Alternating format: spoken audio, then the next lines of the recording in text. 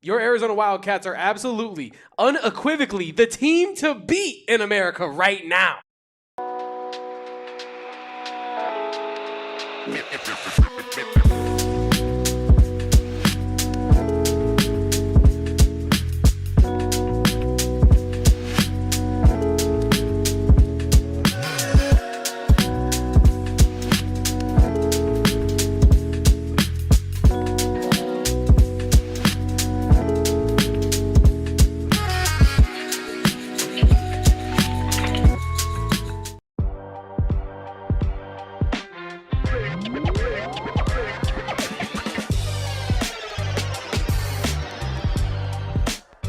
Welcome on in, guys, to the AZ Wildcats podcast, live from Studio K, presented by our fine friends over at Circle K. And Kevin, I like to turn it up a notch on our lives for the big moments, for the big games. It doesn't feel the same bringing that energy on like a Thursday pod at 2 p.m. versus doing it after Arizona just dominates the number 12 team in the country at their place, basically. 21-point win, Arizona 96, Alabama 75. And of course, we are also presented by our friends over at Brayden Burries. Head on over to brandonbills.com, use promo code BBPHNX and get 15% off your first order over at brandonbills.com. Kevin rocking that custom Wilbur hat that our friends at Brandon Bills made for us so graciously. Asked us what design we want to see. We told them that bad boy right there, and they got the job done. I'm wearing a custom PHNX sports hat. Of course, you can get anything custom made for your company as well. But man, what a win, Kevin. Talk about some good vibes. Talk about bench celebrations, post 3-point celebrations. Damon and Kevin losing their minds, with a Tobe Awaka alley-oop. Like, it was just special stuff. And a game that I know Arizona continues to just beat good team after good team, Kevin, but no way you possibly could have seen this one coming. No, I did not see this going the way that I did. I was consistent all week in saying I thought that Arizona's defense, physicality, and front court would be enough to get them over the hump in this game. In my score prediction, I predicted a win, but I predicted a close win. I did not see Arizona really leveling up the way that they leveled up tonight. I did not see Brayden Burries breaking out the way that he did tonight. If you would ask me in the pregame, Damon, which I don't really think we talked about it like in this exact context, but if you would ask me, like, is tonight going to be Brayden Burries' breakout game? I would have said that there is a high likelihood that it is his best game as an Arizona Wildcat. I don't know if I necessarily would have predicted the game that he had tonight, and we're going to get into that a little bit later because, boy, did Brayden Burries announce himself on a very large stage. But I think most importantly, Damon, we got to start with this stat from Matt Norlander, I believe, of CBS, who says, number one, Arizona's ruination. That's an SAT word if I ever heard one. One more time? Ruination. Not familiar. Of number 12, Alabama, means the Wildcats are the only team in 30 years to log 5 wins over ranked teams in their first 9 games to start a season. Florida, number 3. UCLA, number 15. Another number 3 in UConn. Number 20, Auburn. And now number 12, Alabama. This team, Damon, is absolutely special. The ceiling, I said this, I believe in the description of this very show. Is there a ceiling? Like the ceiling, right? Like we've been talking about it all season so far. Like how high could the ceiling be? How far could this team go? It feels like this team has all the pieces to be a team that does not have a ceiling. To be a team that as long as they are healthy, as long as they are executing, and as long as there's no unforeseen crazy drama going on behind the scenes, this should be a team that is dominant all season long. They have the defense. They have the offense in a variety of ways. They can beat you which way they choose. It's really a pick your poison kind of team. You want to pack the paint? Sure. We'll go inside out, kick it out to our shooters, and they'll get the job done, and we'll kill you that way. You want to beat us up and run in transition? Sure. We're comfortable doing that. We have high IQ basketball players, some of the best guards in the country, and our front court is perfectly fine running in transition. You want to slow it down? You want to try to beat us up, UCLA? That's cool. We got the biggest, strongest front court in the country, and our guards are afraid of no smoke. This Arizona basketball team, I tweeted it. We were talking to, actually, Burries Muse. I was talking to him on Twitter about it. shout out to Burries Muse, about how if Arizona was to get the win tonight, it feels like you've defeated pretty much every variety of team, every flavor of team that you're going to face throughout the rest of the year. Now, obviously, there are some teams that you really can't replicate, like a Houston, like a Michigan seemingly, maybe like an Iowa State as well, right? But those are some outliers. Those are teams that, regardless of what style they play, they're good enough to where you're just going to have to face them straight up and beat them. But there are some teams, right, that I feel like there's not an archetype, a specific archetype of team that is just like susceptible to Arizona, right? There's not an archetype of team that is just like, oh, well, when they face that team, watch out. They're going to get their butt whooped because we thought that was Alabama. Yeah. We thought, oh, wait till they get a 3-point shooting team in their gym and we'll see what Arizona's really made of. 21-point victory above my head right now. This team is special. It's honestly unbelievable. And I know we all love this team. We all think very highly, so it feels believable. Like we're watching them go undefeated right now. So it feels believable. But the level that they're playing at, like, let's not forget that. This is an unbelievable team. They trailed at halftime for the first time this season against Alabama. And they really should have exited the half with a lead. They played incredible for like the last 5 minutes of that, and then the last 90 seconds they kind of let it up at the end of the first half. Damon, is there a ceiling with this year's team? It feels like they're absolutely unstoppable right now unless they get in their own way. I said it on our watch along, and we'll try to do more of those. We don't have any in the near future scheduled here, but we're going to do watch alongs for Arizona's bigger games throughout the course of the season. I encourage you guys to hop in those watch alongs with us. But I said, like, we're approaching the dangerous territory of, like, this team needs to have a good tournament run or else, like, it's going to break a lot of people in this fan base emotionally. If not now, then when, right? Because this team is like, it's the, I don't know if we've ever seen a more complete team than this, at least in the more of the eras that I started watching this basketball program. So, like, I started watching at the tail end of the Lute Olson years into, all the transition, Sean Miller, now Tommy Lloyd. This is the team that I think top to bottom is the most talented, has the highest ceiling. And so, yeah, it's almost like you need to see that play out in March. And as someone put up here in the chat, I forgot who it was, like, we did this without Koa Peat tonight.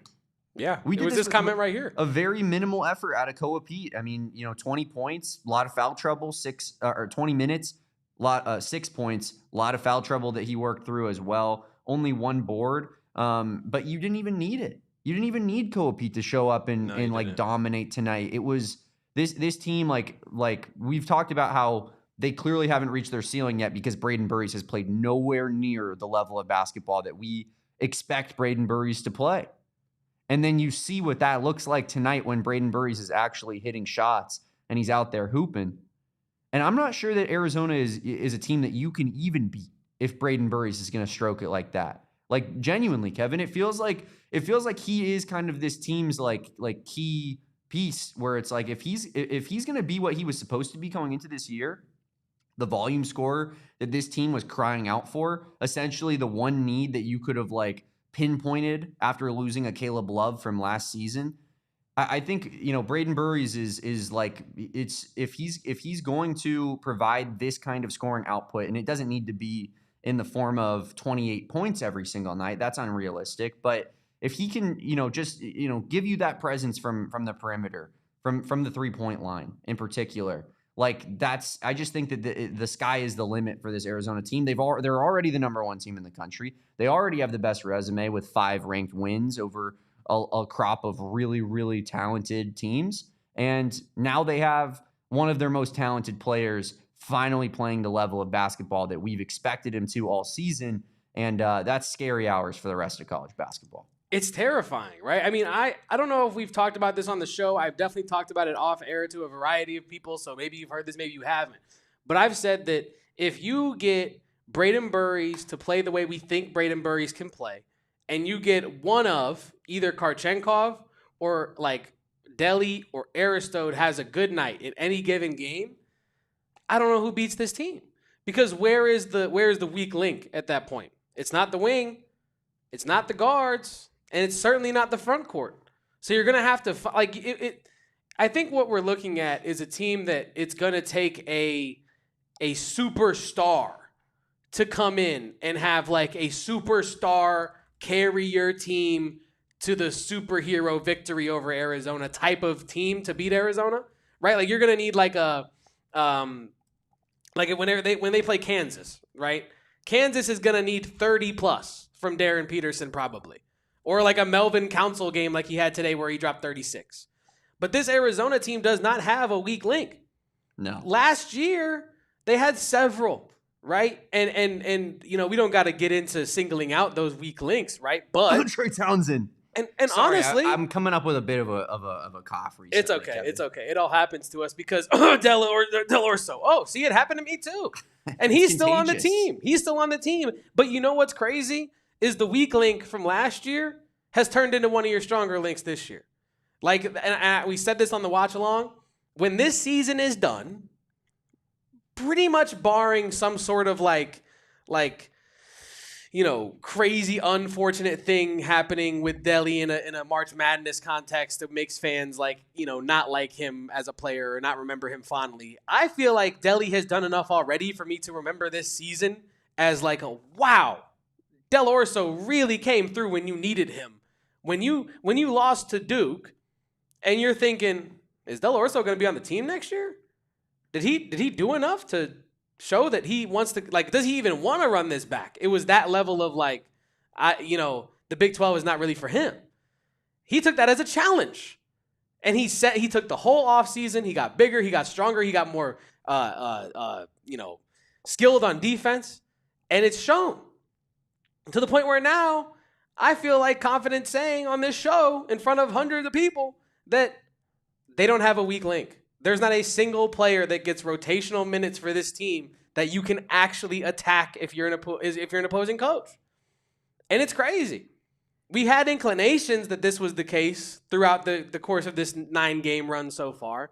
But I think now that you beat Bama in the method in which you beat them, you have such a wealth of knowledge now about this team. There's not a weak link on it. And you thought maybe it was even Brayden Burries. Dropped 28 tonight on Bama's head. Yeah.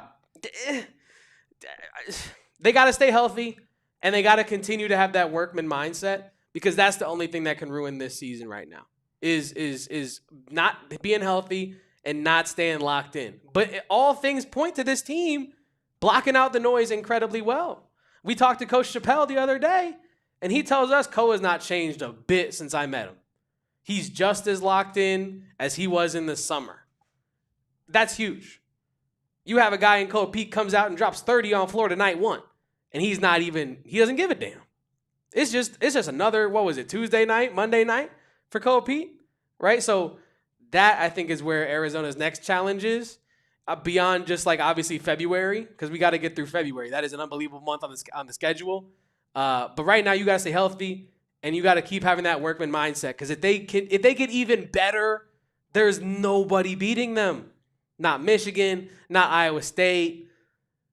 I'm still scared of Kelvin Sampson, so I'm not even going to put that smoke out there. But that's going to be a crazy game. That's going to be a crazy game. I'll say that much. Yeah, Kelvin Sampson is the boogeyman until proven otherwise at this point, because frankly, he owns Tommy Lloyd in Arizona, 3-0. Yeah, and we got to get that monkey off our back for sure. But yeah, I mean, listen, all in all, incredible top to bottom game from the Wildcats. I think when you talk about how complete this team is and how they don't have any like single player that you can kind of hone in on and attack, like that just this is such a two-way team. Think about the roster. Like there's really, I'm thinking of two guys, Kevin, I mean, let's see if you can get them, that I think are like maybe a little bit of like somewhat question marks on the defensive end. And I wouldn't even say that they're not bad. They're not debilitating your team. But like, who would you say that those two guys would be? The weak links on defense? Defensively, yeah. If you had to pick anybody, who's rotational? Burries is still getting better on that end, but I think he's probably one of your weaker links. You're probably trying to hide him a little bit. It's one of them. Delhi's made a lot of strides, but he's not a stopper. And that's the other guy. I think that everybody else is almost just as good at defense as they are at offense. No? Jaden Bradley, Koa Peat, Mo Krivas, and the way that he's with Mo Krivas, the way he's been defending the rim. Tobe Awaka certainly is a better defensive player than offensive player.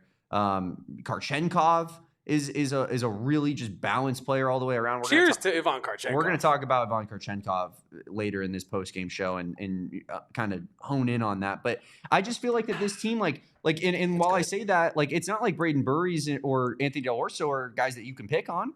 They got some size. Yeah. They definitely got some strength, especially Burries, right? Like he has that natural strength. ADO has clearly added that to his game this offseason and has become not a liability on that end. But it just feels like this team is such a two-way team in particular. They focus so much on getting not only good offensive players with a lot of size, but getting players that also bring it defensively on every single possession. And I think that that's what you're seeing why this team is so good and has had such a hot start to the year. There is a comment from Owen Leonard that I want to address and talk about more. And we got By the Numbers and we got King of the Court. Spoiler alert, we got more Brayden Burries talk on the other side of this break here. You know the drill. Leave a like, drink your water, don't go anywhere. It's the AZ Wildcats post-game pod.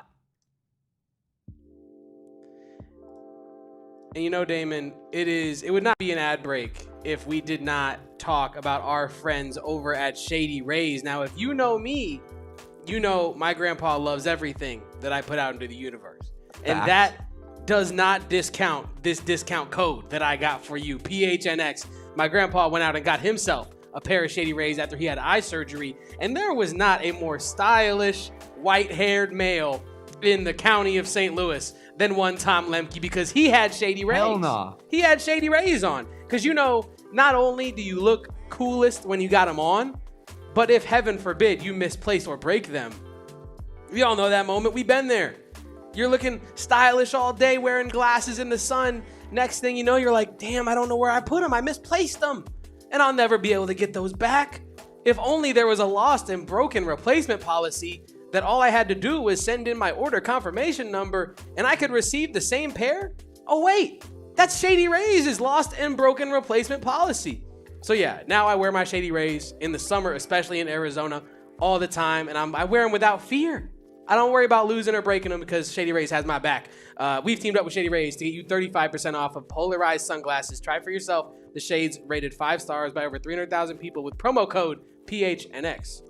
Now, Kevin, I know you said on the watch along you wish that you were out in Birmingham for this game tonight. And unfortunately, you couldn't make it out, right? You wanted to, rip cigarettes outside the motel. I just wanted an authentic Birmingham experience. Yeah, the way that God intended you to spend time in Birmingham. Amen, brother. Let me tell you what, Kevin, if you did go to the game, there would have been only one place for you to get yourself some tickets, the cheapest tickets, last-minute tickets over at Game Time. Head on over to gametime.co or download their free app. Game Time is my favorite and go-to ticketing app of choice because, guys, it has the best interface. It has all the best features, including showing you where your seat is going to be and the view from your seat before you make that purchase. All-in ticketing fees, 110% price match guarantee. You name it. They got all the best features in ticketing, and Game Time is my favorite. It's essentially Game Time. It's different from the other ticketing apps too, Kevin, because it's like a market for all those ticketing apps to come together, and Game Time finds you the total cheapest price that you could get out there. And if you wait until the last minute, you will be saving even more money because Game Time almost benefits you to keep waiting, hang out outside the stadium, and get it when someone drops their prices to the lowest on the Game Time marketplace. Take the guesswork out of buying basketball tickets with Game Time and download the Game Time app today. Create an account, use promo code PHNX for $20 off your first purchase. Terms apply. Again, create an account and redeem code PHNX for $20 off. Swipe, tap, ticket, go. Download the Game Time app today. Kevin, what time is it? Game time! Shout out to our friends over at Game Time. Shout out to our friends over at Branded Bills for presenting this podcast as well. Shout out Norin, $9.99 super chat, Burries night, but there needs to be a Krivas apology too. I know a couple podcasters that didn't believe. Hey, Norin, I'm on the tour. I might be leading the charge on the tour. I might be LeBron holding the flag on the ship, right, leading us through the ocean. I put out a tweet. I'm pretty much tweeting game by game now. Like, I was wrong about Krivas. Man, I was wrong about Krivas. Tonight, my tweet was, he keeps serving me crow, and I keep happily eating it. Because Mo Krivas, man, yeah, he's been an impact big for this team. Way more impactful than I even would have imagined in my most positive dreams of him. Turns out, Norin, Tommy Lloyd knows a little bit more about how to develop a big man than a couple schmucks up here, Damon and Kevin. Man, my mind is blown by that statement. I think we were skeptical of Mo Krivas for sure. That's fair to say. And we definitely weren't like all in. It felt bad losing a guy like Henry Vesar after watching Mo Krivas struggle the way he did and seeing the way Henry Vesar came onto the scene last year. But you're right. Like, we do have to eat crow on that. Hand up. We were wrong. And I think add him under Brent Brennan to the list of people that we owe massive apologies to for saying crazy stuff. Brennan Sorsby? Yeah, Brent Sorsby Brennan. for sure. I'm just talking U of A people, though. Yeah. Brent Brennan and Mo Krivas are for sure, you talk about leading the charge against what is going on this podcast, because they're like, no, you guys are clowns. And we love it. Yeah. We love it. We want to be proven wrong. Yeah. We don't come on here to be critical of a guy like Mo Krivas because we're happy that Mo Krivas is not playing good basketball. Kevin and I are, as true Wildcat fans as you will find out there, we would love to be wrong on the matter. And Norrin, we do appreciate your super chat, your support as always. And we owe you, my guy, a lot of different challenges and whatnot, because Norrin is so generous with his money during our day of giving. So shout out Norrin, a generous, sweet man. White Burrito as well, jumping in here, $10. BTFD, my guys. Quarter taquito, which is one of his. Burrito, of course, has 4 taquitos, which is his children. Awesome, dude. The 4th taquito loves it. Burries buried it, and I'm gonna make year 4 Bradley a thing. So glad I found you guys last March. Keep up the awesome job. Merry Christmas. Happy holidays to you as well, White Burrito. We appreciate your continued support of this podcast, and we are so glad that you found this podcast as well. Yes, Desert Kid, $5. Said he was going to be doing bong rips for every fact that gets said on this podcast. I didn't see that comment. So shout out my guy. He's going to be, in a place, hopefully. I mean, with a couple ball knowers like Kevin and I, just dropping just fact after fact after fact. It's he might not really remember his name at the end of this podcast, but he says you guys are awesome. We appreciate you as well, and thank you for watching this show, man. Yeah, somebody said, was it Totri that said that Desert Kid's Chihuahua profile pic looks like producer Ayrton. And we were saying that is a violation. And that is rude to Mr. Producer Ayrton, and that should not be said. Oh, man. You know what? So speaking of rude to producer Ayrton, have you seen his cartoon? Oh, yeah, we don't got to go there. Bruh. He looks like he would steal my action figures and, like, behead them. He looks like he eats crayons. That's what I'm saying. He looks like a tiny little child in his cartoon photo. I was like legit, like I was doing the Suns podcast last Friday, I think, right? And I was fried, Kevin. Fried. Just when I threw that graphic on screen, I was like, ain't no way. This is for real. They made a little ass kid in a cartoon and sent it out and said, this is it. Yeah, poor Ayrton, man. Shout out Ayrton, and shout out this team, Kevin. Let's get back to talking a little bit of ball here. Did you want to talk a little bit more about Brayden Burries in particular? I brought up a little bit about Brayden Burries and just what a special night he had, but we didn't really dive into it. 28 points tonight for Brayden Burries. Officially the Brayden Burries breakout game. Yes. Right? Like he's been trending up for a minute here, and he played really well against Auburn, right? And that was I think he scored 18 in that game, and it was a really good performance against a solid basketball team with, a lot of good athletes and whatnot, what you wanted to see. But this was special. This was different, right? And he ends the night 11 of 19, 5 of 10 from 3, only 1 of 1 from the free throw line, 7 boards, 2 assists. Man, good rebound, and then had 0 turnovers as well, Kevin, which is, I said earlier in the year, like, it felt like some of his turnovers were so avoidable. Guys, doing the thing where they sprint straight from behind and poke the ball out forward because he doesn't realize that he has a defender behind him. Things like that. And now you see him taking care of the basketball better in this last, so many games or so. And not only that, he's just gaining more and more confidence every single night with his shot in particular. Tonight, like, it felt like, he had a good first half, but that second half, you could tell that, like, pressure was off. He saw a couple go through the hoop, and he was like, cool, I'm taking over this basketball game. Special performance from Brayden Burries. What did you like out there, Kevin? I'll add this. I'll just jump off of this point immediately. Not only did he see a couple go through, Damon, he saw a couple not go through right after that and kept going. He was the miner meme, like the digger, like the guy hunting for diamonds, the gambling meme. He could have stopped. He didn't, though. he kept going. He kept shooting, and then he found the wealth of diamonds that were just behind that wall. And I want to shout out Brayden Burries because we have been obviously putting him under a microscope so far. I wouldn't say we've been overly critical at Brayden Burries in any way, though. No, I think we've been fair. Like we've said that like he needs to play better, he will play better, and we've long held that like we believe that it's going to be figured out. And I think that Brayden Burries and the people close to him would tell you all of those exact same things. Like his brother, his dad, like they'd probably be like, yeah, he's been playing bad. Yeah. But he's going to figure it out. Like we always believed.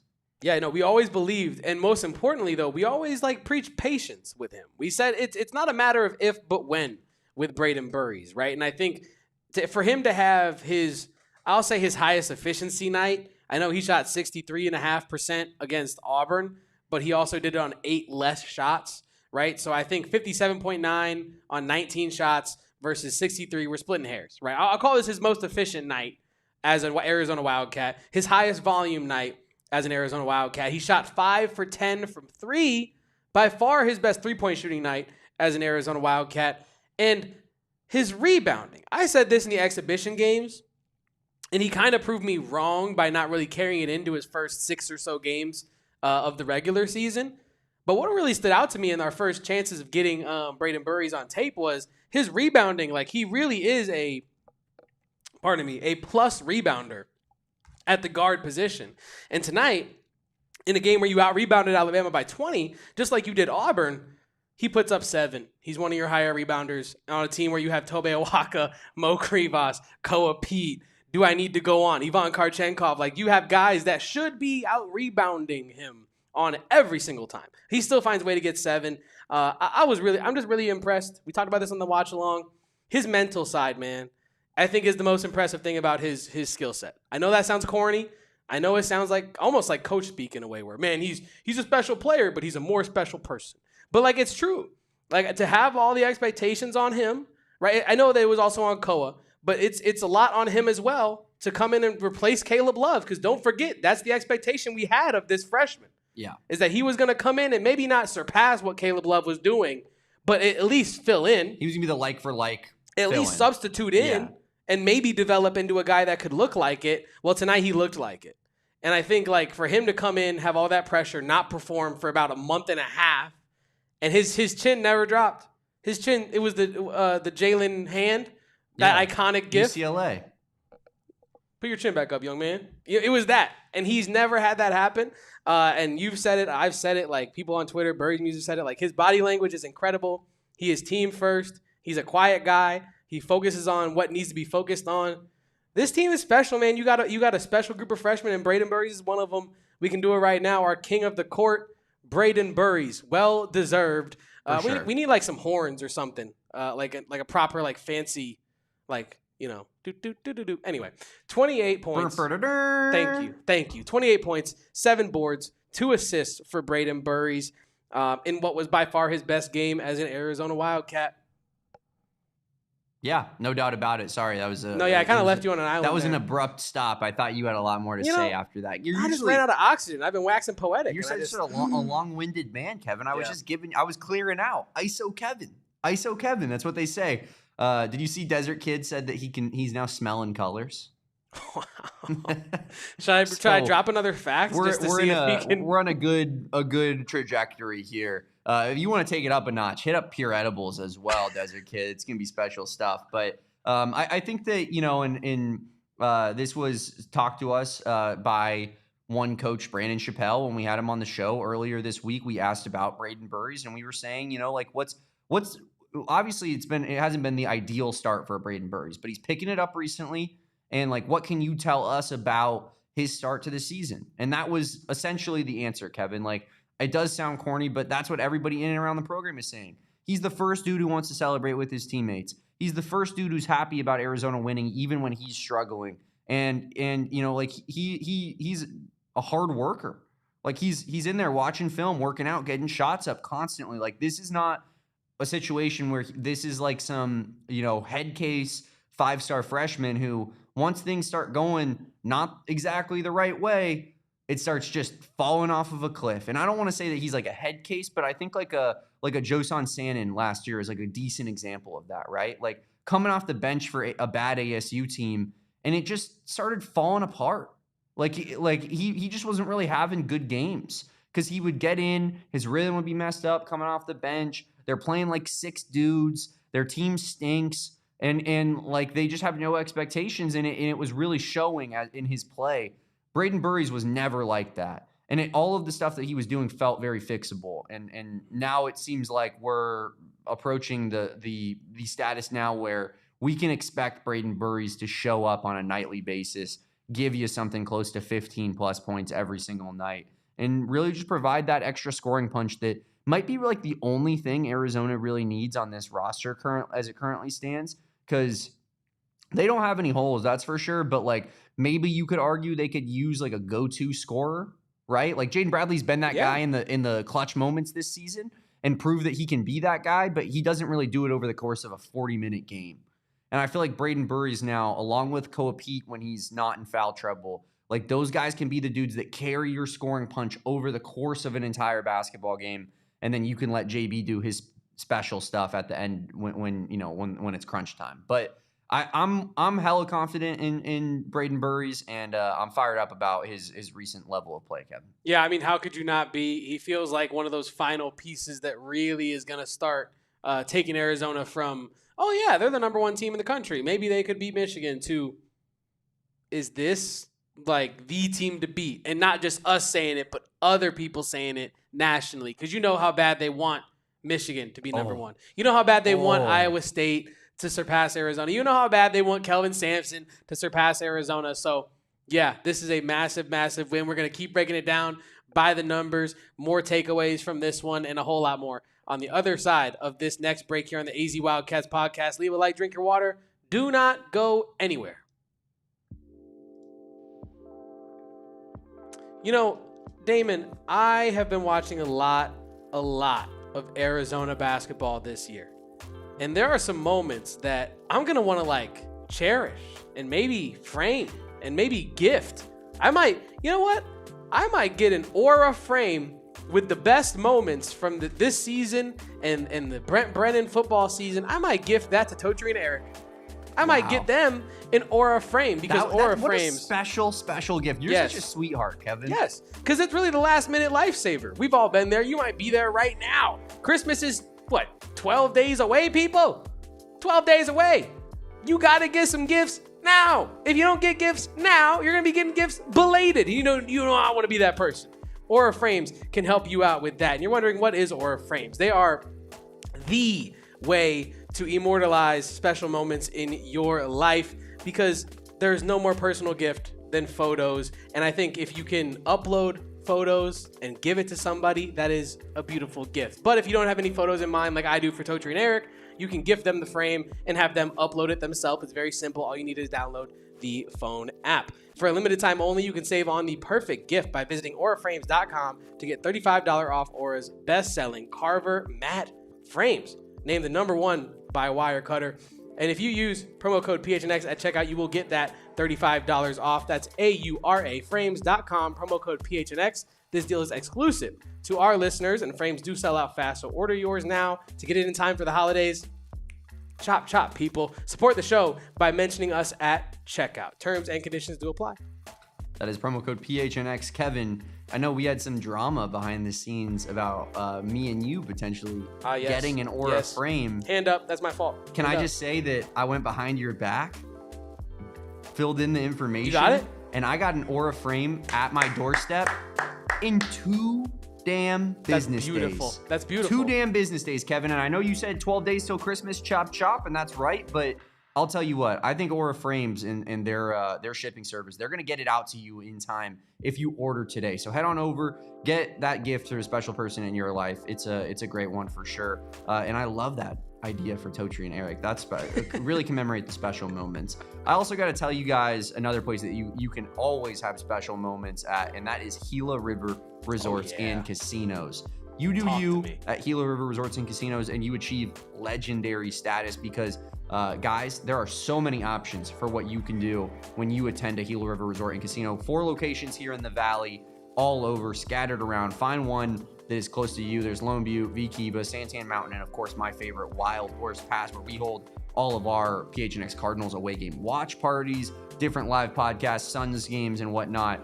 So check out our events schedule to see next time we're going to be out at Wild Horse Pass. But guys, you need to hit up Gila on your own. Kevin, I saw on a television ad that Gila River Resorts and Casinos was doing that they were ranked a top 10 casino outside of Vegas. Nationally. I mean, you could have told me that. 100%. It checks out because you go to a Gila River Resort and Casino location and it feels like you're at a Vegas casino, except without the Vegas smells, the Vegas prices, like the crazy Vegas vibes. It's just a more relaxed version, and you get all the same amenities and great things that come about, whether you want to go hang out at the pool, you're playing live table games and slots, going to the sports book, like you name it. They got all the casino hips and happenings, but just without all the downsides of what you will find in a Las Vegas casino. Head on over to Gila River Resorts and Casinos today. Check out one of their 4 locations, and you do you at Gila River Resorts and Casinos. Visit playatgila.com for more details. Yeah, Gila River has all the hips and happenings. So does this podcast. And Damon, I want to do our by the numbers. But as a means to get there, I want to talk about this comment that Owen Leonard left a little earlier in this stream when Owen said, "We got caught playing Alabama ball in the first half, then dominated once we started playing Arizona basketball." This is an important piece to talk about, I think, because when we're talking about what makes this Arizona team so damn tough to beat, what has led to them going from really good last year, the Gritty Boys were really good, to elite, one of one, maybe one of two, maybe one of three in the country. What has led that charge? You can go personnel, you can get X's and O's, you can get into the weeds with it. But if we're just going to go macro, I think it's that Arizona has an identity this year. I think it's that Arizona knows how they're going to win. We talked about it last year. This is the good way to talk about it. What did I tell you all last year as it related to why Arizona's offense was so fly-by-night, Dr. Jekyll, Mr. Hyde, you don't know which one you're going to get? I said it's because the actual team doesn't know which version is going to show up. It was a totally unpredictable situation. Is Jaden Bradley supposed to know if Caleb Love's shot is on that night before they hit the court? There's no way of knowing. We know Trey Townsend's going to get his touches. Are they going to go in? Are they going to be turnovers? Is he going to be dribbling off his own damn foot like he did against UCLA? Because he was getting the opportunity game after game. Yes, but you had no way of knowing what version of the offense was going to show up. The fans had no way of knowing. Tommy Lloyd had no way of knowing. The players certainly had no way of knowing. This year, though, you could have asked Koa Peat on Monday what this game was going to look like, and he could have broke it down for you exactly how it went tonight. Maybe, obviously, not like the full breadth of the game, but he could have told you how they're going to attack Alabama, what Alabama's going to do in response, how they're going to counter that, the back and forth. This Arizona team knows that their path to victory goes through the painted area. This Arizona team knows that their path to victory is them being physically tougher for longer than their opponent. This Arizona team knows their path to victory is winning on the margins because they're better on the margins than every team they face, right? Whether it be in transition, whether it be under the basket, whether it be offensive rebounds, pick a margin. Arizona can win on that margin. I think that is probably the biggest difference outside of personnel between last year to this year is they know exactly how they want to attack every team because it's the exact same minus the stylistic things of X's and O's, right? Yeah, I'm with you there. I think that when you truly break down what the identity of this team is it not rebounding? Is it not post corny. It's just toughness and physicality. I know that sounds corny and oversimplifying it, but it is. What is rebounding besides effort and tenacity? Well, having a 7'2" dude and not if you're Tobe Awaka. and a 6'8", True. Yeah. Hulk. Hulk was a good word way of putting it. I was trying to think of some sort of animal that is just insanely strong because he's just what he does is not even a human physically able thing that you can do. That's not good English, but you understand what I'm saying. The ball got there. It went in. It went in. It did. It fluttered a little bit in the air, but it got there. Jumper was ugly, but it was a swish. It was like Peyton Manning on his last year of his career. Like, they still won the Super Bowl, but it didn't look too pretty while he was doing it. Man, he was bad that year. He was bad that year. But yeah, it's like, it just feels like, Arizona, like, I know that is a lot of like mentality for sure. But these guys are also just special rebounders, clearly. Tobe Awaka is the best rebounder I've ever seen in college basketball in an Arizona uniform. I don't know who would even come close. I mean, he's the best rebounder I've seen in a college basketball uniform. Like in general. Yeah. He's unreal. What did you tell me his per 40? 20. I tweeted it this morning. I think it was 20.8 per 40, and that's the best in the country. 20.8 rebounds per 40 minutes played, which is the totality of a college basketball game. Yeah. It's insane. Yeah, 20.8 per 40. That's insane. Best in the country. The dude's rebounding rate is out of control.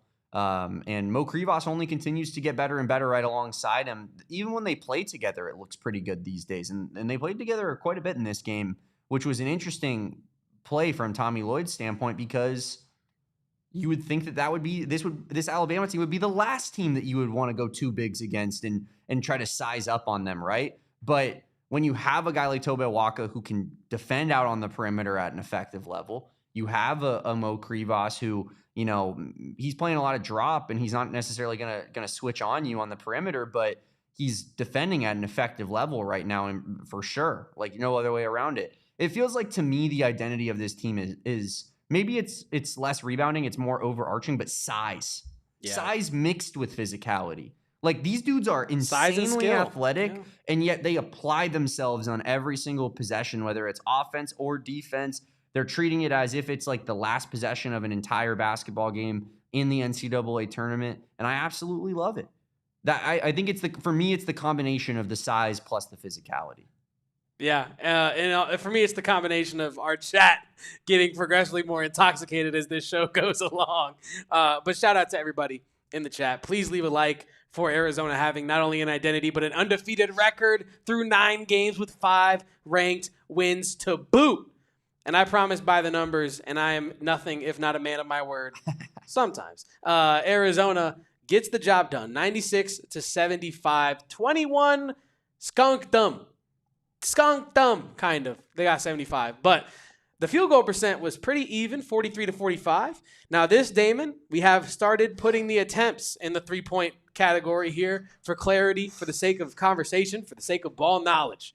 38% for Arizona. I don't think I actually got that right. Did I get that right? They did tie, 38-38. I thought I had a typo there. Wow. 38-38%, 10 for 26 for Arizona, 12 for 32 for the Crimson Tide. Rebounds, 52-32. I mean, damn. You thought doing that against Auburn was impressive. Doing that to Alabama in Birmingham, even more so. You get the margin of 20 there. Offensive rebounds. You and I were talking about this on the watch along. The stats tonight were incredibly, like, the ravines between the stats were crazy. 22-3 in the offensive rebounding category. I mean, that's the difference in the rebounding alone. The offensive boards, that's it. The blocks, though, however, get this.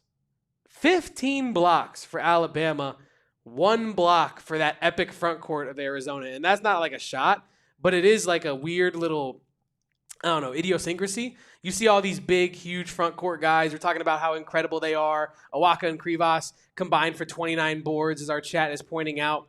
But only 1 block. That's kind of crazy to me. But, Damon, what stands out to you about these numbers presented by Desert Financial Credit Union? All of it. I mean, love that. Shooting about as many threes as Alabama did is pretty impressive in its own right. And I think, on the one hand, it shows that Arizona upticked their own volume, and that's definitely a number and an attempt number that I am more comfortable with than the typical 7 attempts a game it feels like Arizona has been putting up to start this season. But it's worked regardless of what style of play they've been going with. I think Alabama's number being that low is pretty impressive. Yeah. You're running dudes off the 3-point line. And it makes it where their 3-point shot diet is way more normal, like what a normal college basketball team would take versus what they're typically taking, which is like 40-something attempts a game. So, yeah, I think that in particular is pretty impressive. The block number is obviously insane to look at. That was crazy. It felt like a lot of those blocks were like, and there were some that were on like Jaden Bradley in particular, what he got blocked like 3 times tonight. Those were good, clean blocks. But it felt like some of those blocks were like off of Tobe Awaka and Mo Krivas offensive rebounds. And Alabama is just hammering dudes in the forearms. And because it's not being called a foul, it's being designated as a block.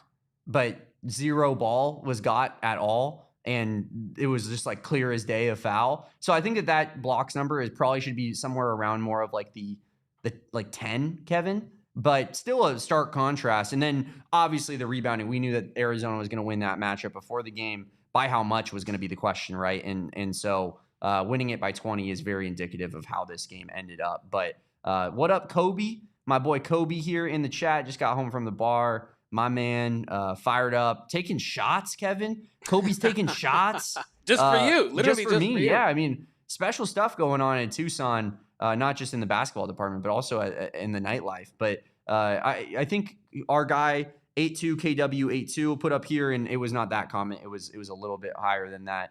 Talking about my point of saying, like, I think that the identity is the combination of size, athleticism, and applying that with effort, you know, in the combination of all that, making this team so special. I agree with you that you put it in a way that was, you know, what I was essentially trying to say. Athleticism that goes with size. Small and extreme athleticism can beat size every time, unless that size is just as athletic. I think back to playing Duke last year. Yep. Arizona was a pretty small team, like when you factor in maybe like girth. I mean, like Tobe Awaka is like a 6'8" dude, right? And Henry Vasar is pretty thin. He's not exactly like the thickest of big men in college basketball, albeit he is tall. But Trey Townsend was undersized for a 4. You know, your guards, Jaden Bradley and Caleb Love, are both decent size, but neither one is like a big guard. Anthony Del Orso is not really like a big wing in college basketball standards. So it felt like Arizona was very undersized last year for a caliber of team that Arizona was. And then you go up against Duke, and you're more athletic than every team that you play essentially all season long, even with that being undersized. That in part that helped it, right? Like how good Arizona was last year in transition in particular. That a lot of that was due to being a really athletic, undersized team. And then you go up against Cooper Flag. And then you go up against K'Mon Malawach. And then you go up against, you know, Proctor, right? And it's like Kharchenkov. And you're like, these dudes are a different level of athlete than we are used to seeing. Cooper Flag is 6'9", 6'8", with ball handling ability and you know, can jump higher than anybody on this team. Malawach is the most athletic player on the floor, and he's 7'1". And it's like all of you saw it play against Duke, where you're like, we're gonna need a miracle to win this game. It could happen. All things break right, but all things have to break right to win this game. Arizona, I think, looked at that. Tommy Lloyd saw that, and he went into this offseason, and he was like, cool. Now we're the most athletic team. Yeah, no, most athletic, most skilled, most physical. Like, it's an unbelievable mix that Arizona has right now, and it does make them extremely dangerous and extremely difficult to game plan for. Yeah. And this podcast is extremely dangerous and extremely difficult to game plan for because we got members. We got steppers. Tyler Doyle, 1978, just became a member. Fire me up with that DJ air horn. Play the sound. Tyler Doyle, drop some of those emojis in the chat now that you've become a member. I want to see Sims emojis.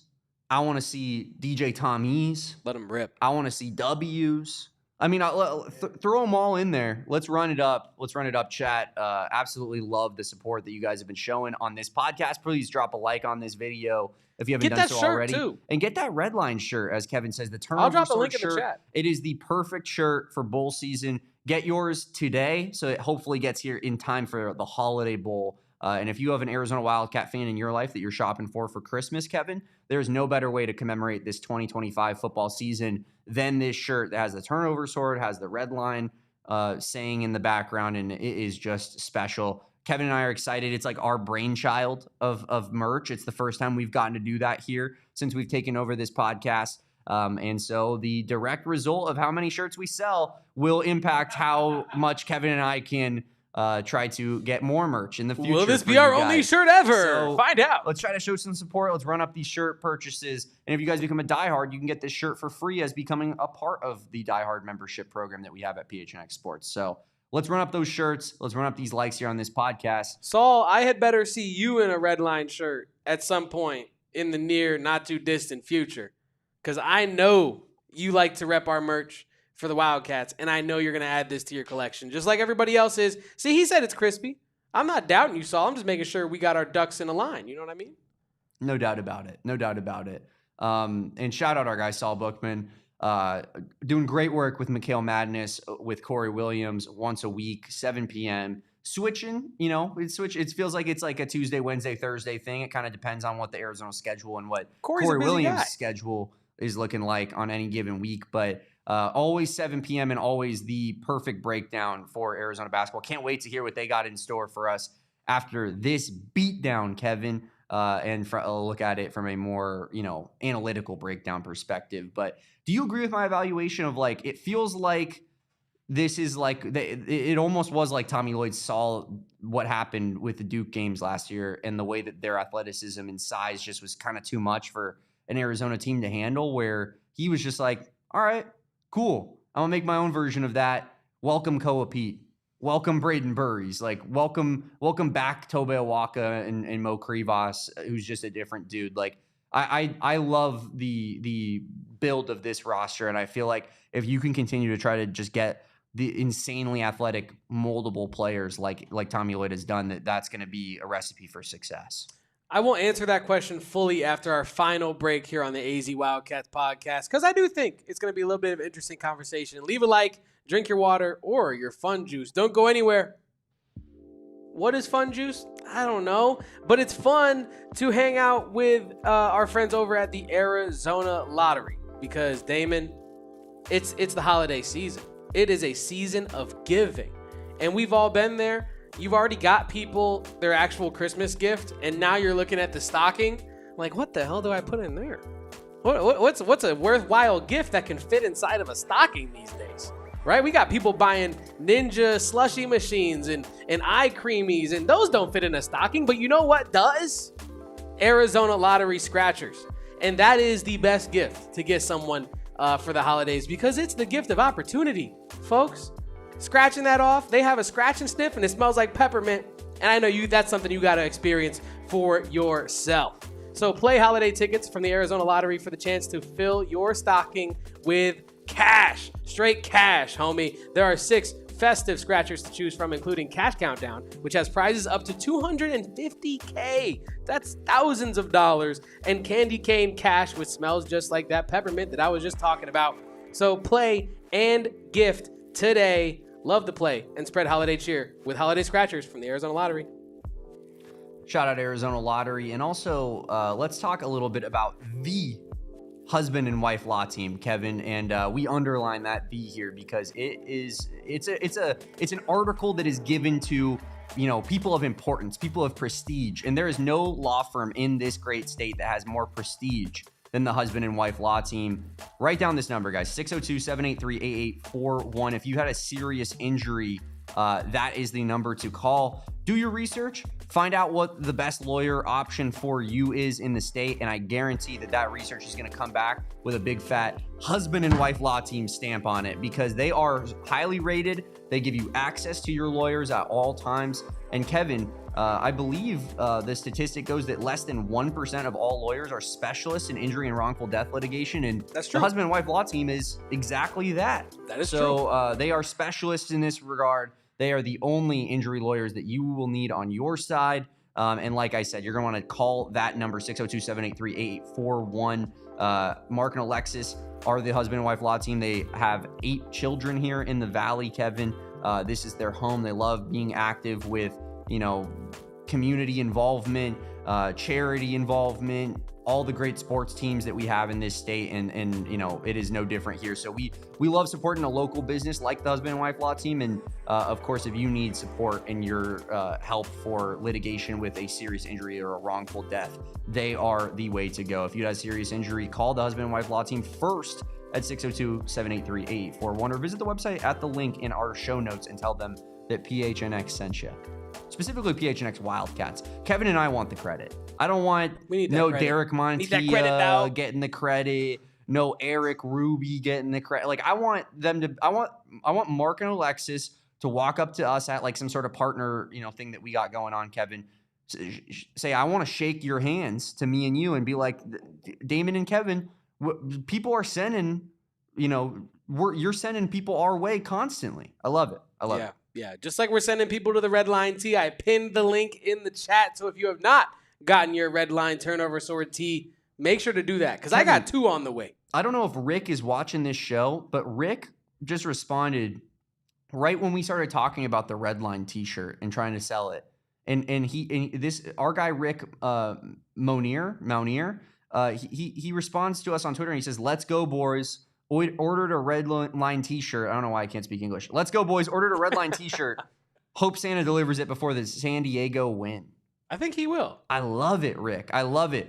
I will, of course, if you do buy any of our t-shirts or get any of our merch or, become a diehard, always hit up me and Kevin, tag us, tag our account, PHNX_Wildcats. We want to show you guys the appropriate love that you deserve. Of course, Kevin and I will both follow you guys as well if you buy the t-shirt. So just a little added incentive to getting that there t-shirt. But appreciate our guy Rick for getting one as well. I know Kobe has one. It's the Arizona Wildcat gift of the Christmas season, Kevin. Yes, it really is. It really is.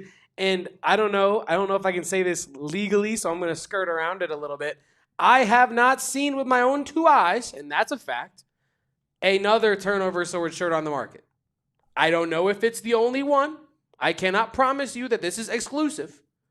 But I did some rudimentary research and didn't find Jack. I found my dog, but I did not find Jack. I didn't find nothing. Well, that's Jack. Yeah, that's Jack. I found Jack. That's Jack under the table waiting for me to get done looking at, trademarks and stuff. But this is the only place you can get a Turnover Sword shirt. So, wait, where are we at? Yeah, okay. White Burrito saying he just became a member. Can I member him, Kev De Niro face? Little Robert De Niro reference there for those that are in on that one. But yeah, Damon, this is the only place you can get the Turnover Sword shirt. Make sure to get it. Link is in the chat. And that is all I got to say on the shirt matter for tonight. Chat, let us know if you have anything else you need us to talk about, if we missed anything from this game or from the outlook of this game that you want to talk about in relation to the W tonight. Arizona gets this one done also with some of their players in foul trouble for large portions of this game. We haven't really talked about that. It didn't end up mattering that much.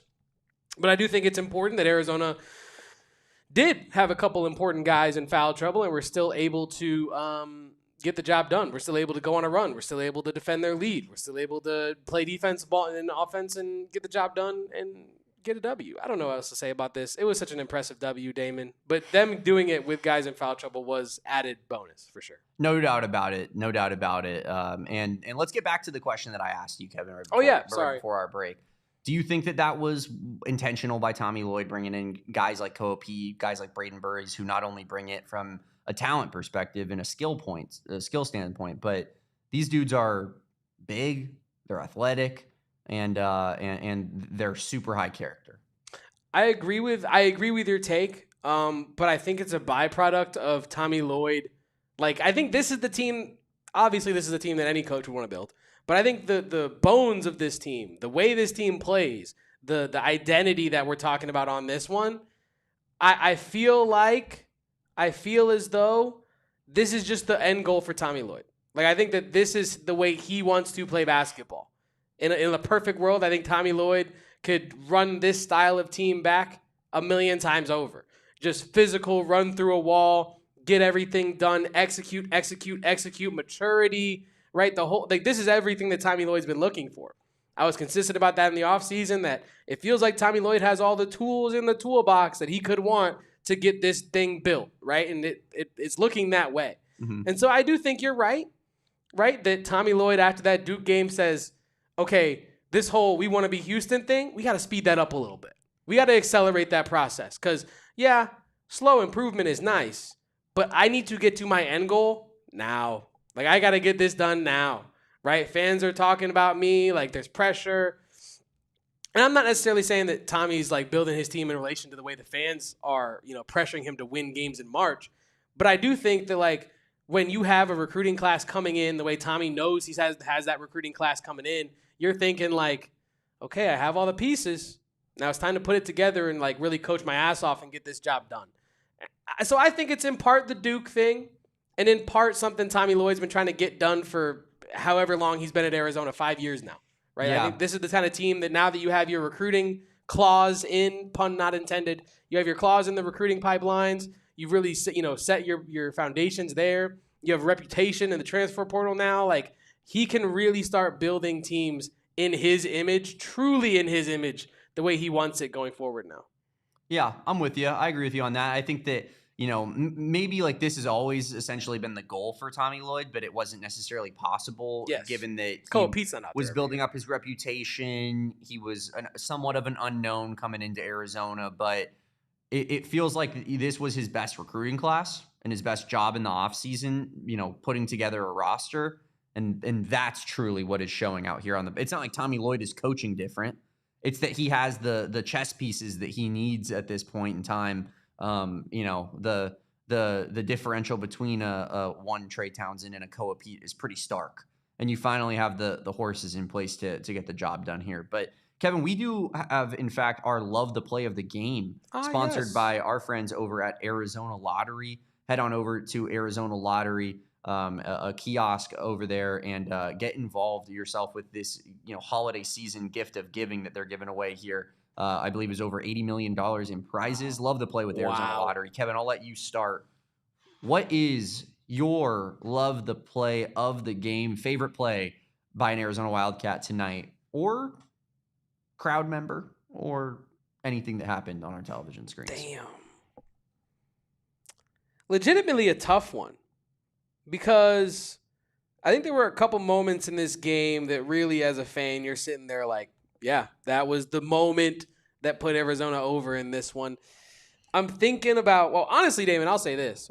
It would have been a walk-away, easy Love to Play the Game if JB had thrown the oop in the right spot to Koa Peat on that run what was it, the beginning of the second half or whenever that run was. I remember you and I talking about it specifically in the moment on the watch-along of like, if he ooped it to Koa in that transition situation, oh my goodness, we would have leaped out of our seats, maybe through the roof. That would have been special. I think I'm going to go with a play that I didn't even see. Honestly, I was doing my job. Evan Nelson's fancy pass to Sven.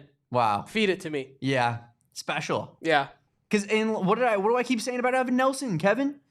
He's the proverbial white flag. Is that your guy too? Yeah, of course he is. Guy, yeah. I was making sure. I forgot how the draft shook out a little legend. I was not leaving that draft without Evan Nelson. Fact. Evan Nelson is like Evan Nelson comes on the court means the Arizona Wildcats got the W. Yes. And I love it. I want to see Evan Nelson every game all season long. It fires me up, of course. And that was a good little pass that he threw to Sven Giotmo for a under the basket bucket. But yeah, I mean, I just think that this team is so damn good. They're so damn fun. If I'm picking some moments here, you know what I'll throw it. I think it would be easy to do like the alley-oop, right? That was so loud. I think that me and you, Kevin, we can share that. The Tobe Awaka from Brayden Burries alley-oop as our shared Love the Play of the Game. It's too obvious though. I'm going to go back to the first half when Arizona wasn't winning, when Alabama was playing its best basketball of the night, and when they were getting up 6, getting up 5. Who was it answering the call for Arizona? Anthony Del Orso taking deep threes in, I believe, 2 out of 3 possessions when Alabama was starting to make a bunch of shots. And I don't know if he doesn't make those threes, I don't know if Arizona wins tonight, Kevin. I know we won by a ton of points, but that really felt like a moment in time where Arizona was struggling to score. Alabama was playing their brand of basketball, and they could have had like a 10-point lead at halftime if ADO was not hitting those kind of, shots that were keeping Arizona in this basketball game. Just felt like he wanted the ball in those big moments, and it felt like, he was determined to make those threes and stop the bleeding. And I think that both of those 3-pointers were absolutely massive in getting this W. Probably goes a little bit under the radar now that, the way that the second half went and it feeling like such a blowout. But I genuinely think this game could have gone differently if he doesn't hit those 2 threes. That's a really good point. I'll give a real play that like genuinely I think mattered to me at least. It might have been his final 3, I think, but I think you'll probably remember this. We were watching on the watch along. Brayden Burries is having that moment in the second half. He's going crazy, and he hucks up a 3, I think from the top of the key. And I say it before barely it even left his hands. I'm like, oh, that's cash, because he's just been so hot. It looks so good. I was like, that's cash. And it goes in, and I think that was the moment I was like, Brayden Burries is so hot, I'm calling it to go in before he shoots it. And then it's going in. That meant something to me personally, because there's nothing more I've wanted to come on these post games and talk about than like a glowing Brayden Burries performance, right? Like we've talked about it pre-show many times. Damn, I don't want to have to go on here and criticize Brayden Burries, man. But some games he just didn't do what he needed to do. Tonight he came out and had a crazy performance, so I'll give him a love the play for myself in this game as well. Thank you to Arizona Lottery for sponsoring that segment of Love the Play of the Game. Drop your guys' favorite plays of the night here in the chat. We got Kwamikaze saying he liked Ivan Kharchenkov's steal and tap up court to Brayden Burries that started the run of doom. I think that's a great one as well. Ivan Kharchenkov with 5 steals tonight, Kevin. And why don't we go ahead and transition into talking about him real quick? Yeah. Because we haven't gotten to so far yet. Your guy, Ivan Kharchenkov, you love Ivan Kharchenkov. I know a lot of people in the chat love Ivan Kharchenkov as well. Ladies. The ladies love Kharchenkov 100%. Everyone knows that. But yeah, I mean, he was great tonight. He was great tonight. He played insanely good defense. Really wasn't letting anybody blow by him. 10 points, 5 of 9 shooting, 2 assists, 2 turnovers, 5 steals.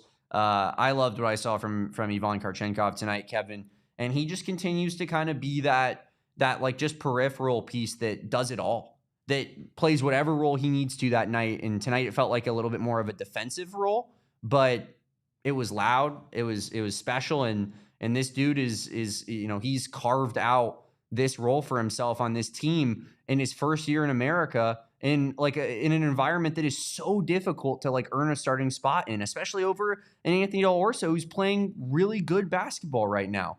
And Ivan Kharchenkov was undeniable for Tommy Lloyd to the point where he had to start him. And we know Tommy sometimes likes to slow play freshmen a little bit, right? You see it with Dwayne Aristode. But Ivan Kharchenkov is such a good basketball player. His level right now is high enough where he belongs out there on the court. And he really is just this team's version of Pelle Larsson. It feels like that all that much more every time that you end up watching this dude. Ladies love the K show. Kevin, what did you get? What did you see from Ivan Kharchenkov tonight? Did you love the K show? Oh man, I might rewatch the K show when I get home later. I might roll over and hide my phone from my girlfriend as I watch the K show before bed. That's the type of timing I'm on. What are you doing? No, nothing. Nothing. Actually, you know what? I'm watching the MF and K show. Nothing. I'm watching the K show, and you can't stop me. And if I need to go to the office, I will do that. Because Ivan Kharchenkov, he is incredible. I've been saying this since the offseason. I've literally been walking around this office like a madman at times, harassing SPG, Stephen Prejean-Gardner, known ball knowledge savant. I'm asking him. I'm giving him homework. You are. I'm like, yo, SPG. Yeah, watch this cat. Please go watch Ivan Kharchenkov and check me, man. Tell me I'm crazy. Because in the offseason, I'm telling Damon, I'm watching his tape, and I'm like, why can't he start? He can't. That's what you were saying to me. You look at me and you go, why can't he start right away? And I'd say, I don't know, because he played like 2 minutes per game last year at Bayern on their senior team, and Tommy doesn't really trust guys that are freshmen that are not like blue chippers from day one. Yes. We were wrong. Kevin was right. And when you're watching it, when I was watching his tape, I'm finding myself going through it. I'm like, okay, he plays defense at a high level. He's comfortable in transition. He can facilitate a little bit. He's a good spot-up shooter. He plays with high IQ in all areas of the game. He's physical. He's 6'8", 6'7". What does he do wrong? And that's why I'm going around like a madman. That's why I'm harassing SPG. I'm like, I must be biased. I must be being a homer right now. Yeah. Right? If Matt Painter had recruited this guy, I'd probably be saying he's a bum. Right? But Tommy Lloyd did it, so I think he's God's gift to humanity. right? If Brad Underwood recruited him, you'd be like, whatever. I might think he's pretty good. Brad Underwood's on a bit of a heater right now. But look, like I was right? I was not the only guy in on Kharchenkov, right? But I was in on Kharchenkov. And I think what I saw in the summer is what we're seeing now, right? Like his high IQ, his physicality, his adaptability, that Euro flair that he has to his game. Like this is a great example of that IQ and Euro flair. He's in a transition and a fast break. I think he's on a one-on-one, and he gets below the break of the three, and he starts backing the guy down in transition, like at mostly like 75% speed. He turns around and is like, this is actually where I have my advantage, using my size, not my speed.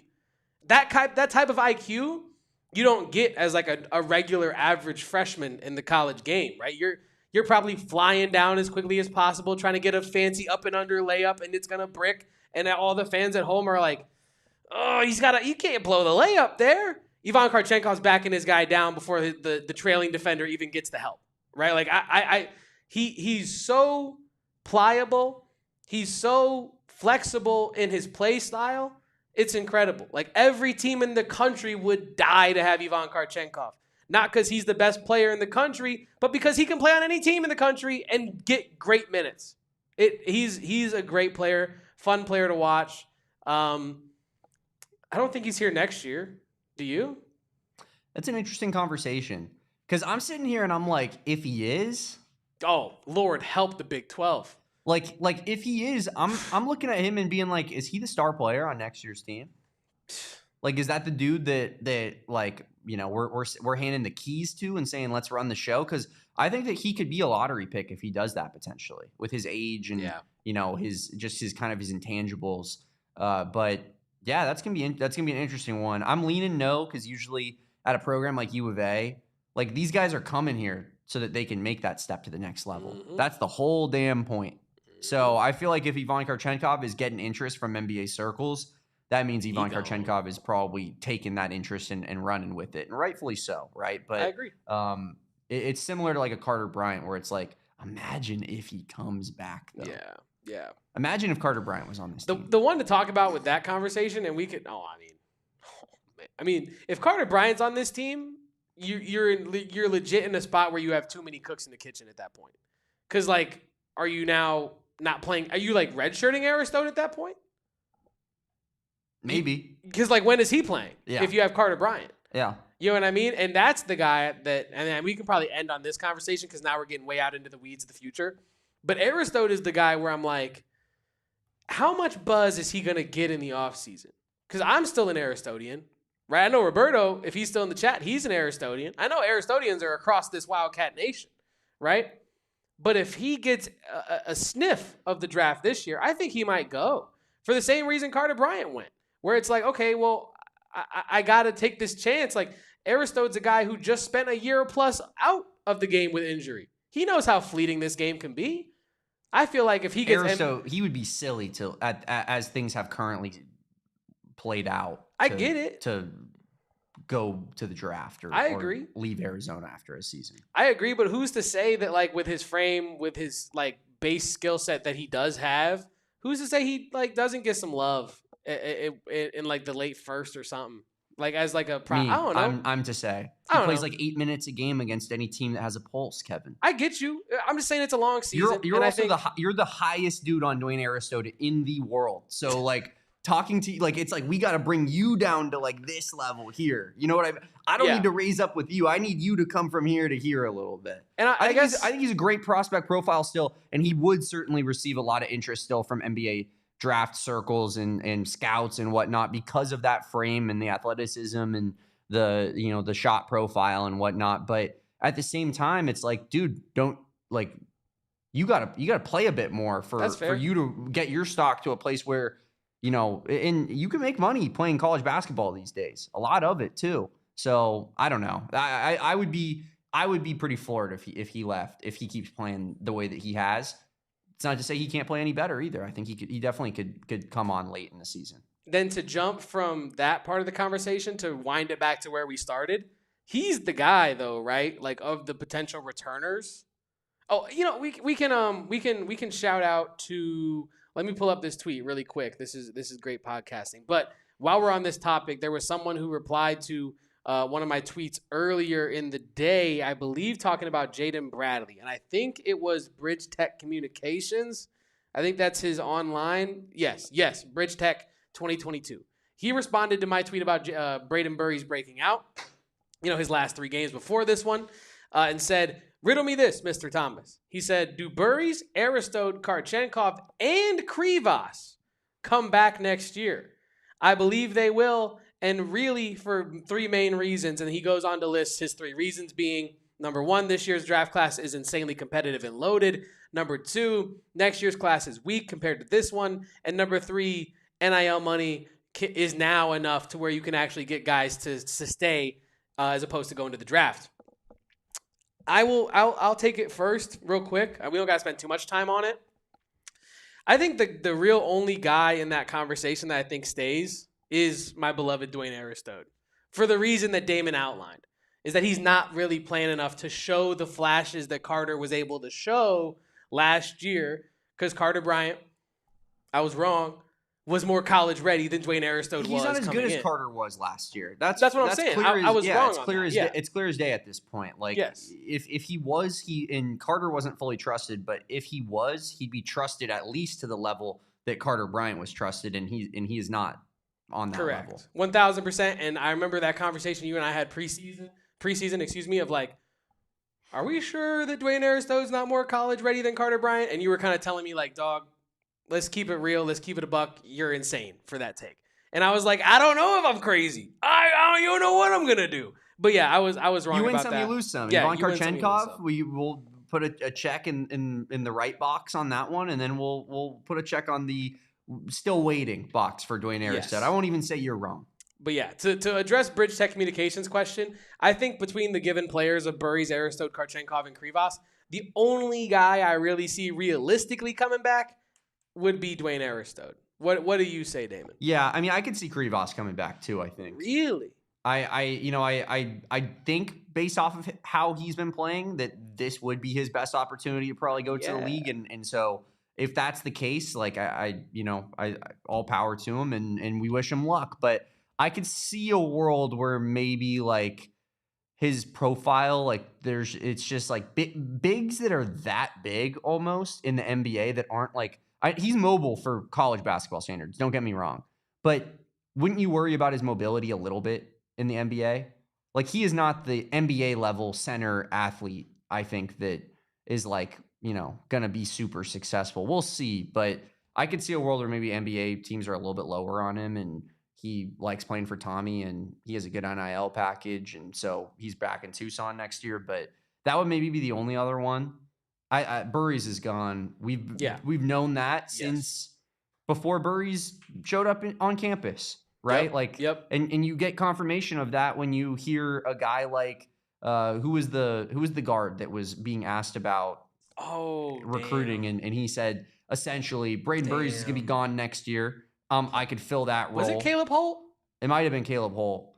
So yeah, maybe McCoy. I think it was Caleb Holt. So yeah, it's.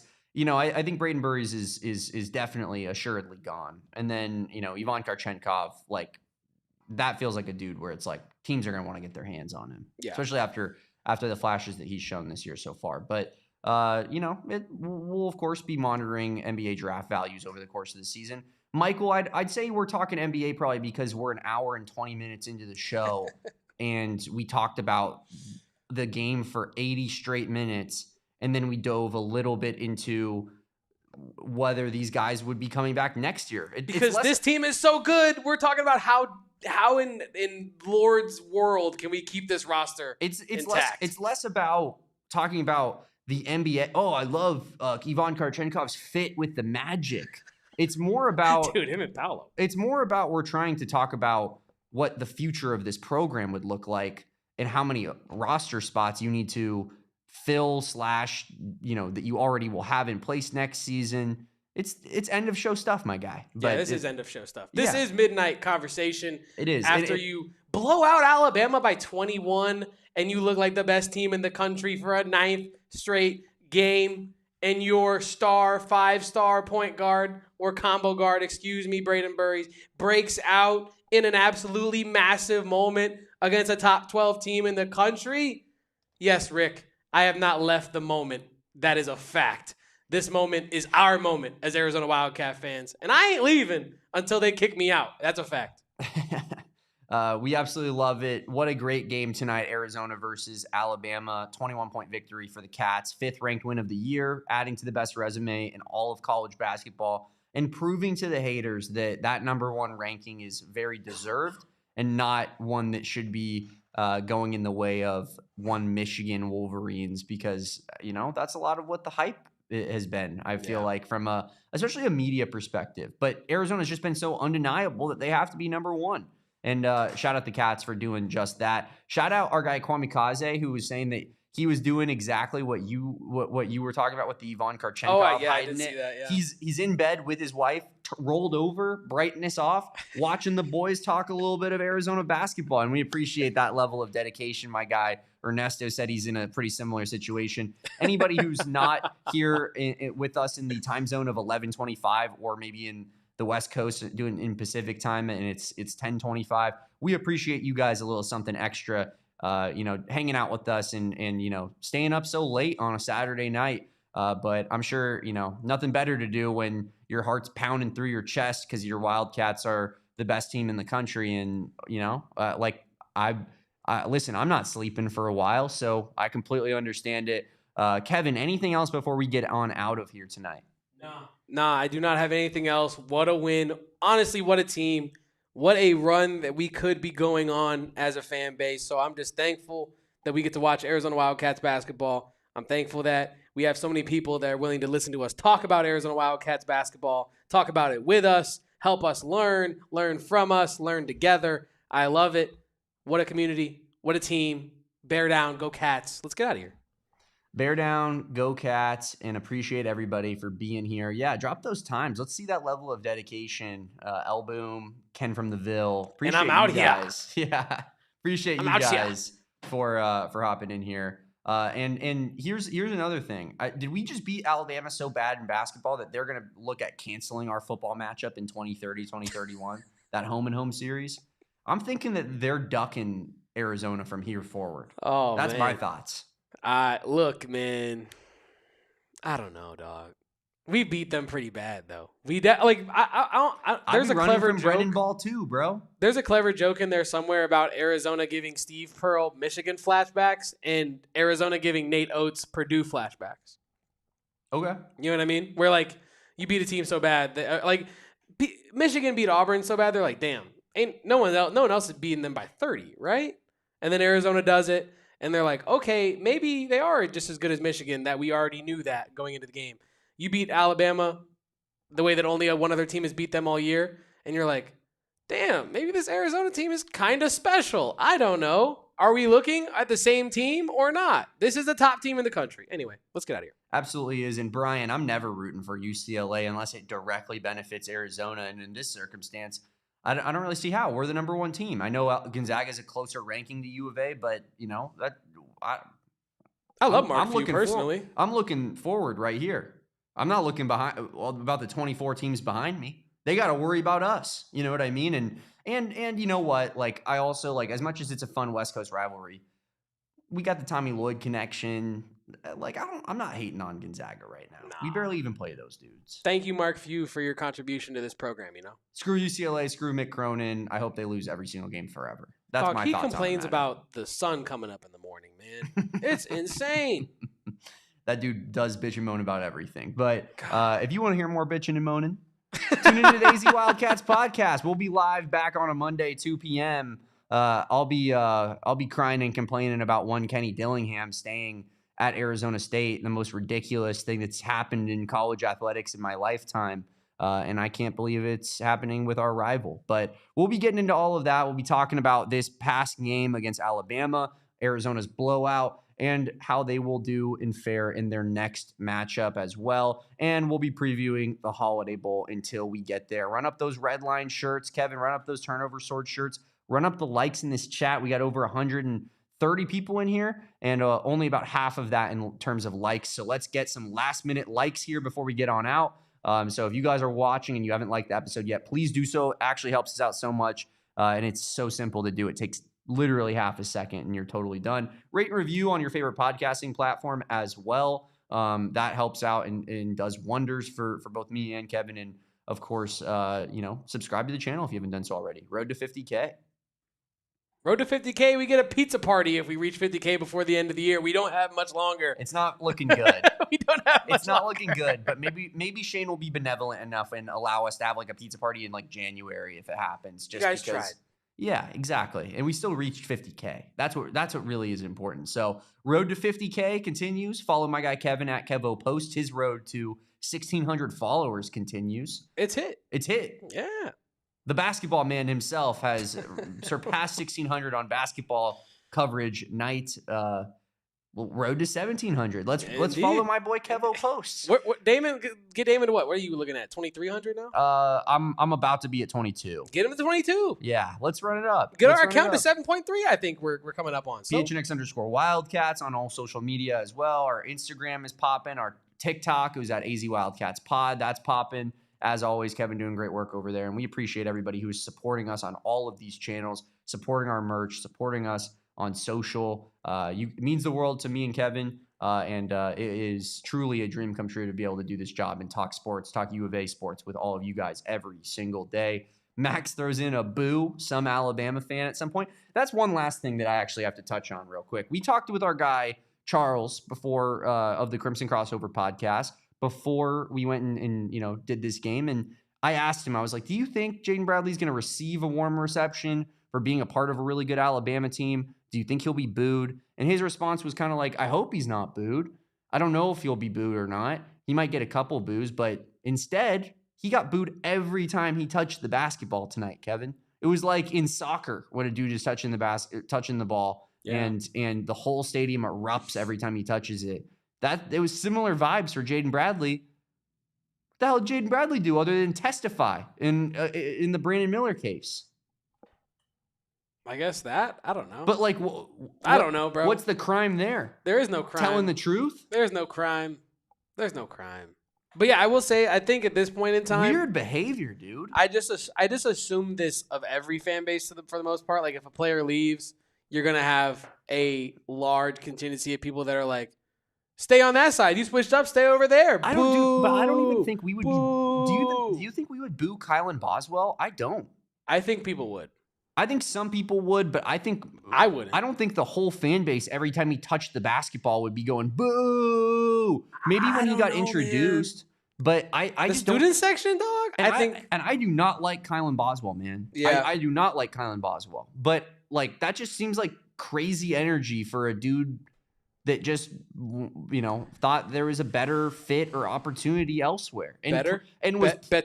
And was proven to be correct. Yeah. I mean, like Jaden Bradley was proven right that Arizona was the right move for him to transfer in, right? He's been the starting point guard for 2 years now. Yeah. Kylan Boswell, conversely, was proven right to go to Illinois. I think it's been a good move for him. So I just thought that was some weirdo behavior out of the Alabama fans, but I don't know.